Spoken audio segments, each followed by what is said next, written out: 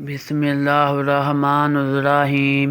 رسول اللہ صلی اللہ علیہ وآلہ وسلم کے مکہ میں دو بڑے دشمن تھے جنہوں نے آپ کو بہت تکلیفیں اور اذیتیں دیں، ابو جہل اور ابو لہب۔ عام طور پر لوگ ابو جہل اور ابو لہب کو ایک ہی شخص سمجھتے ہیں، جبکہ کچھ لوگ ان دونوں کو حضور علیہ السلام کا چچا مانتے ہیں، جبکہ ایسا نہیں ہے۔ ابو جہل، جس کا نام عمرو بن ہشام تھا، قریش خاندان سے تعلق تھا، لیکن آپ صلی اللہ علیہ وآلہ وسلم سے اس کا کوئی رشتہ نہیں تھا۔ بعض لوگ جو اس کو آپ صلی اللہ علیہ وآلہ وسلم کا چچا خیال کرتے ہیں، یہ غلط ہے، اس لیے کہ آپ صلی اللہ علیہ وآلہ وسلم کے دادا حضرت عبد المطلب تھے، اور ابو جہل نہ عبد المطلب کا بیٹا ہے اور نہ ہی حضرت عبد المطلب کے خاندان کا ہے، بلکہ عبد المطلب عبد المناف کے خاندان کے تھے۔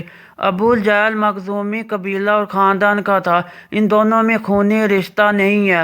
ابو جہل کا شجرہ نسب کچھ یوں ہے: ابو جہل بن ہشام بن المغیرہ بن عبدل بن عمر بن مخزوم القریشی المخزومی۔ ابو جہل جنگ بدر میں اپنے انجام کو پہنچا، جہاں پر اسے دو بچوں حضرت معاذ اور معاذ رضی اللہ تعالیٰ نے زخمی کیا، اور حضرت عبداللہ بن مسعود رضی اللہ تعالیٰ نے اس کی گردن ڈھیر سے ہلاک کر دی۔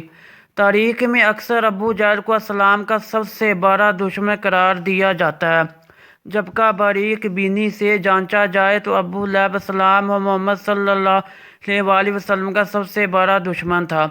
ابو لہب کا اصل نام عبد العزیٰ بن عبد المطلب تھا، اس کی اصل کنیت ابو عتبہ تھی، لیکن اس کے والد حضرت عبد المطلب اس کے چہرے کی سرخی کی وجہ سے اسے ابو لہب پکارتے تھے۔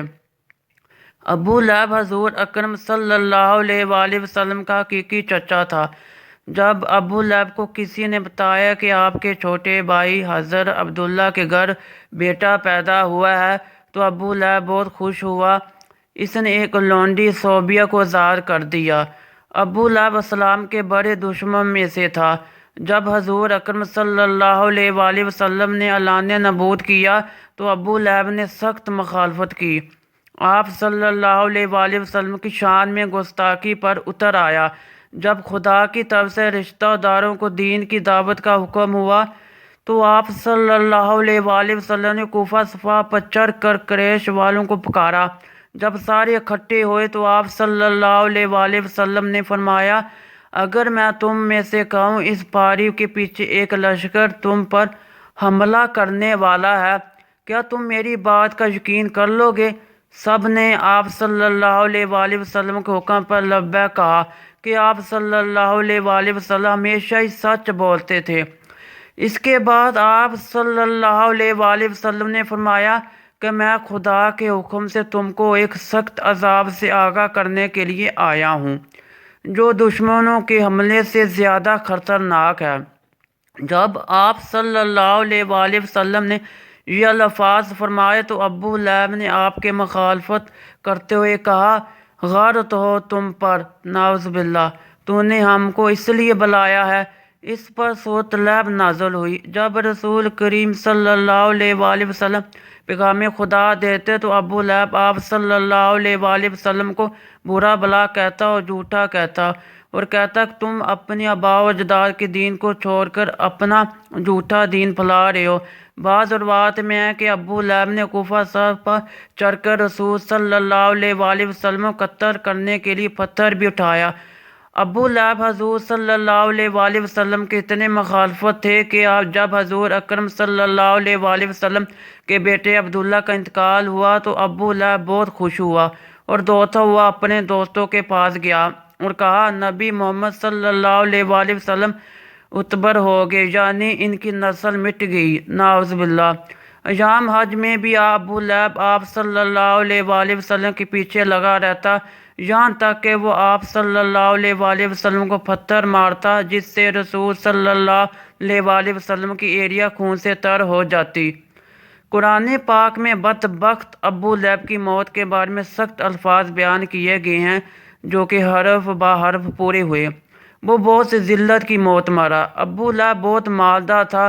جب بھی اس کے خدا کے غضب سے ڈرایا جاتا تو کہتا اگر حضور صلی اللہ علیہ وآلہ وسلم کی بات سچ ہے تو آخرت کے دن مال و دولت کا نذرانہ دے کر عذاب سے چھوٹ جاؤں گا۔ ابن اسحاق سے مروی ہے کہ جب ابو لہب کی بیوی ام جمیل کو پتہ چلا کہ میرے خاوند کے بارے میں صورت نازل ہوئی ہے تو وہ ایک پتھر لے کر رسول صلی اللہ علیہ وآلہ وسلم کو مارنے کے لیے مسجد الحرام پہنچ گئی۔ مسجد حرام میں حضرت محمد صلی اللہ علیہ وآلہ وسلم اپنے ایک ساتھی حضرت ابو بکر رضی اللہ عنہ کے ساتھ آرام فرما رہے تھے تو اللہ تبارک تعالیٰ نے ام جمیل کی نظروں پر ایسا پردہ ڈالا کہ اس کو صرف حضرت ابو بکر رضی اللہ عنہ ہی نظر آئے۔ اس نے پوچھا مجھے معلوم ہے کہ حضرت محمد صلی اللہ علیہ وآلہ وسلم میری مذمت و رجوع کرتے ہیں، خدا کی قسم اگر محمد صلی اللہ علیہ وآلہ وسلم میرے سامنے ہوتے تو میں اس کو پتھر مارتی۔ وہ دشمن و مخالفت کی وجہ سے رسول صلی اللہ علیہ وآلہ وسلم کو مذمم کہہ کر پکارتے، یہ کہہ کر وہ واپس چلے گئی۔ قریش والے جب مذمم کہتے تو آپ صلی اللہ علیہ وآلہ وسلم فرمایا کرتے اے لوگو اللہ تعالیٰ نے کس طرح ان کو صبر و شکم مجھ سے پھیر دیا۔ وہ مذمم کو برا بلا کہتے ہیں میں تو محمد صلی اللہ علیہ وآلہ وسلم ہوں اور اللہ کا آخری رسول ہوں۔ ابو لہب قریش کا مالدار آدمی تھا، اس کا سود خوری کا کاروبار بہت وسیع تھا، وہ لوگوں کو سود پر چیزیں دیتا اور خود منافع کماتا، یہاں تک کہ اس نے خانہ کعبہ سے سونے کا ہرن بھی چوری کر کے بیچ ڈالا۔ ابو لہب کی اولاد بھی نبی کریم صلی اللہ علیہ وآلہ وسلم کی بہت زیادہ دشمن نکلی۔ ابن ساکر ابن اسحاق لکھتے ہیں کہ ایک دن ابو لہب کے بیٹے عتبہ نے یہ ٹھان لیا کہ محمد صلی اللہ علیہ وآلہ وسلم کے پاس جا کر ان کے رب کے بارے میں میری باتیں کہہ کر ان کو اذیتیں پہنچائے گا۔ عتبہ بدبخت نبی کریم صلی اللہ علیہ وآلہ وسلم کے پاس آیا اور بہت سخت کلامی کی اور سب سے بڑا جرم یہ کیا کہ چہرہ انور کی طرف تھوکا، مگر وہ ناپاک تھوک چہرہ انور پر گرنے کی بجائے دور جا گرا۔ اس کی گستاخی پر رسول صلی اللہ علیہ وآلہ وسلم نے دعا مانگی اے اللہ اس پر اپنے کتے میں سے کسی کتے کو مسلط کر دے۔ عتبہ اپنے خیال میں بڑا کارنامہ سر انجام دے کر اپنے باپ کے پاس گیا۔ ابو لہب نے پوچھا پیارے بیٹے تو نے اسے کیا کہا؟ اس نے بتایا کہ میں نے یہ کہا۔ تو پھر اس نے پوچھا اس پر محمد صلی اللہ علیہ وآلہ وسلم نے کیا کہا؟ عتبہ نے بتایا کہ اس نے یہ بدوا دی ہے۔ یہ سنتے ہی ابو لہب کا رنگ سرخ ہو گیا کیونکہ وہ جانتا تھا کہ محمد صلی اللہ علیہ وآلہ وسلم کی کوئی بھی دعا ایسی نہیں جو قبول نہ ہو۔ اب وہ پل پل اپنے بیٹے کا خیال رکھتا۔ ابو لہب ایک دفعہ ایک قافلے کے ساتھ شام روانہ ہوا اور راستے میں ایک جنگل میں گرجا گر میں انہیں پڑاؤ کرنا پڑا۔ جنگل میں خوفناک جانوروں کا خطرہ تھا تو ابو لہب کو بار بار حضرت محمد صلی اللہ علیہ وآلہ وسلم کی بددعا یاد آ رہی تھی۔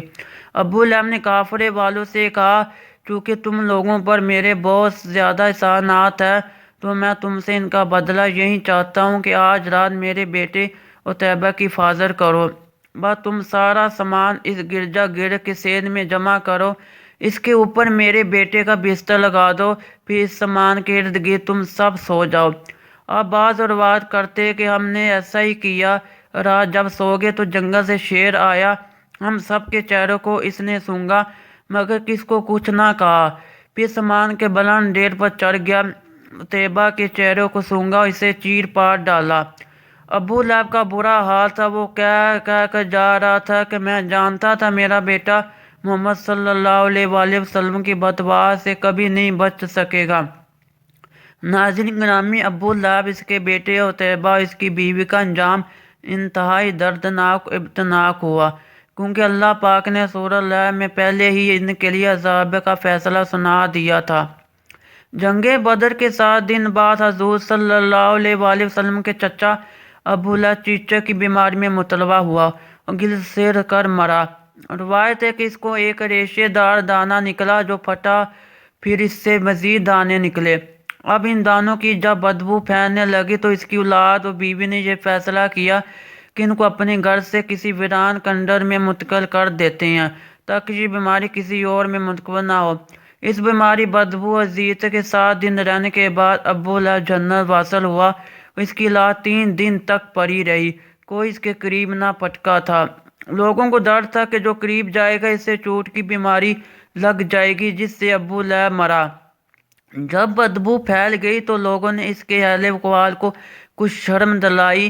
اس پر انہوں نے تانوں سے تنگ آ کر کچھ حبشوں کو اجرت دے کر لاش اٹھوائی، جنہوں نے ایسی لمبی لکڑیوں پر رکھ کر ایک گرے میں پھینکا اور اوپر سے دو کھڑے یوں پتھر پھینکے جیسے اسے رجم کیا جا رہا ہو۔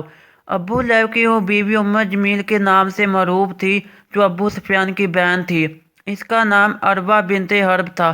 وہ بھی ایڑیاں رگڑ رگڑ کر مری، کیونکہ اللہ پاک نے اس کے بارے میں ارشاد فرمایا تھا، اس کی گردن میں مونچھ کی رسی ڈال کر اسے جہنم میں پھینکا گیا ہے۔ وہ اپنی قیمتی ہار پر فخر کیا کرتی تھی، شخیاں مارتی تھی کہ میں یہ قیمتی ہار بیچ کر محمد صلی اللہ علیہ وآلہ وسلم کی مخالفت میں لگا دوں گی۔ اللہ پاک نے اس گردن میں وہ توق ڈالا کہ جس سے شیطان بھی پناہ مانگتا ہوگا۔